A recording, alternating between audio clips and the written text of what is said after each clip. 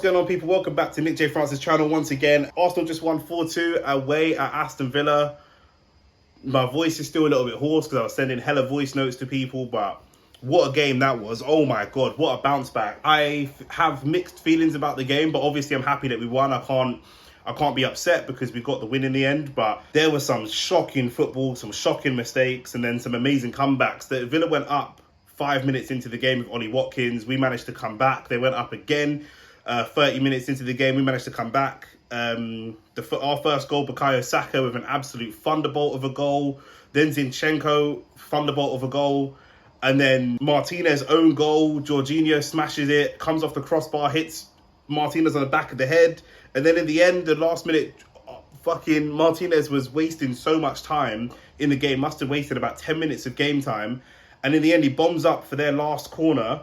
And Fabio Vieira and Martinelli link up. And Martinelli's in for a similar goal that he scored against Chelsea. In behind, there's complete open goal. He runs the length of the pitch. The game was just madness. Absolute madness. I'll tell you something, like, to be an Arsenal fan, you have to be a certain type of character to be an Arsenal fan, because everybody wants to see us lose, and I have absolutely no idea why. Everyone's upset about the dominance of Man City. Everyone's upset about the financial scandal and them cheating and all the rest of it. And here come a team in Arsenal who haven't been successful in the league for 10, 15 years and could potentially do something and upset the apple cart. And rival fans would prefer City to keep winning it with the cheating, with everything. They don't care. We are, to me personally, maybe everyone feels like this, but I definitely think we are one of the most hated clubs and most hated fan bases. And I quite enjoy it, to be honest with you. Do you know what I mean? Like, to be an Arsenal fan, you have to be a certain type of character, and that's the type of character you have to be. You have to relish those moments and enjoy these moments. We lost against Man City, and what we needed was a bounce back. We needed to bounce back with a win, but we needed to deal with pressure, and that's exactly what we've done today. Like I say, twice we went down, and both times we came back. That boy, Bukayo Saka, there were even some things that I didn't like about what Mikel Arteta did today, if I'm honest with you, even though we got the win. And his decisions proved to be the correct ones. I really wanted Zinchenko off at half-time and Tierney on. Zinchenko scored in the 60th minute. I didn't want Bukayo Saka on for the full 90. When I saw Martinelli coming on, I thought surely Saka's going to go off. You know, Saka has been getting kicked all season, but kicked particularly bad since we've come back from the World Cup. It started at Newcastle and it's just continued.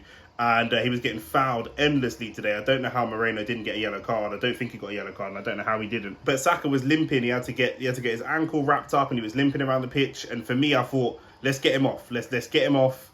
You know, we should have enough with Trossard, Martinelli, Nketiah. If it wasn't for Saka being injured, before Saka got injured, I wanted Nketiah off because he's missing some big chances. I thought surely we go Trossard up top.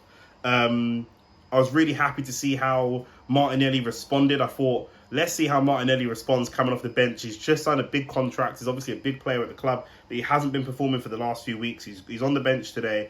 Let's see how he responds. He comes off the bench, and as always, professional, good attitude. I thought Trossard was really good when he started. You know, I'm all over the place. I'm absolutely all over the place, to be honest with you. Obviously, it's Arsenal against Emery. For me as an Arsenal fan, and most Arsenal fans I know, we have no ill will towards Emery. We have no disdain towards him. He did the best job he could.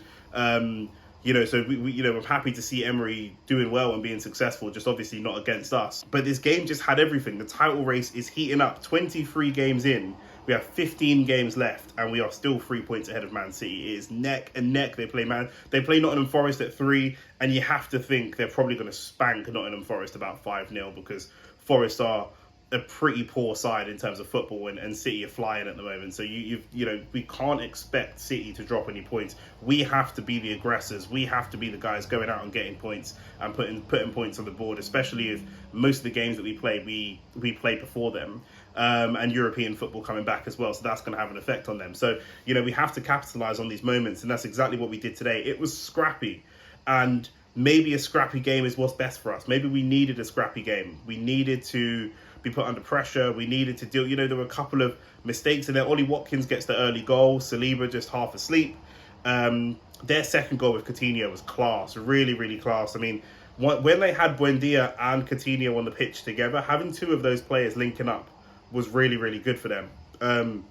Once that sub got made and Buendia went off and they tried to kind of slow the game down a little bit, that played into our hands. Ødegaard had much more space to operate once that happened, and once he started pulling strings in the second half, you know, we know what this guy's capable of. For Ben White and Saka, the communication wasn't quite there today, and Trossard still looked a little bit isolated. We need Gabby Jesus back ASAP. We obviously don't want him to get injured. He just gives us so much more than Eddie Nketiah. Nketiah is so frustrating to watch play. He just doesn't have any football IQ. He can strike, he can score scrappy goals. He's really athletic, but the football IQ hasn't really developed. And to give you an example of what I mean, Fabio Vieira came on today for about 15 minutes at the end of the game, and for me, I want to see Fabio Vieira being more confident with physicality, more confident picking up the ball in tight spaces, more confident receiving the ball with a player on his back. And he's only been here for a few months, and he looks ready to start doing those things now. He looks much better than he did, say, before the World Cup. And with Eddie, my concern is that the progression is very, very little and very, very slow. And for me today, Gabriel's probably going to be man of the match. You know, we're going to talk about the attacking players. We're going to talk about the guys who scored 4 goals. We scored 4. We conceded 2. Maybe it shouldn't be a defender being man of the match. But I think he was so crucial. He goes under the radar a lot. He does make the odd mistake. He's under pressure a lot. He's not the quickest guy in our... He's probably the slowest of our starting 11. So when teams run at us, it makes him look particularly bad and particularly exposed. But today, I just think... I think Xhaka was quite quiet. I think Jorginho was actually very good. It's between Gabriel and Jorginho, to be fair. And Ødegaard was quiet for the first half. Ødegaard grew into the game late on. After the 35th minute, particularly in the second half, he looked really good. But for the whole 90-minute game, it's between Gabriel and Jorginho. Late on, the ball comes to Jorginho on the edge of the box. He's got so many bodies in front of him, and he's calling for it. What I love about Jorginho, he's demanding the ball. Before, if you go watch that goal back, he's screaming for the ball. He knows he wants to shoot. Right, I want to shoot. Give me it. Let me shoot. And the ball bobbles up, and he just smashes it. It comes off the underside of the bar, hits Martinez on the back of the head and goes in. It goes down as a Martinez own goal. But one of the things I wanted to see us doing more, I even wanted this against City, was more shots from the edge of the box. More shots. We saw Jorginho do it.